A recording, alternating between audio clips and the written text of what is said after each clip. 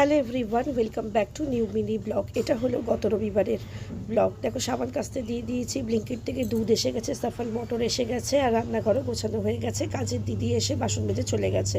জলখাবার খেয়ে নিলাম, আর মাছগুলো নুন হলুদ দিয়ে মাখিয়ে আমি চলে গেলাম ছেলেকে নিয়ে পোলিও খাওয়াতে, কিন্তু পোলিও খাওয়ানো হলো না। এসে আমি কাজে লেগে পড়লাম, ব্যালকনি পরিষ্কার পরিচ্ছন্ন। আর এদিকে মা করছে রান্না, আর আমি করছি ব্যালকনি পরিষ্কার। দেখো এই জায়গাটা পায়রার পটিতে ভর্তি ছিল, এখন একদম পরিষ্কার পরিচ্ছন্ন হয়ে গেছে।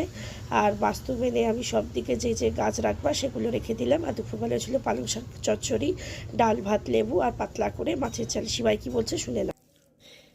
এটা কি খাচ্ছ তুমি? কি খাচ্ছ তুমি? ফিশ? এটা কি?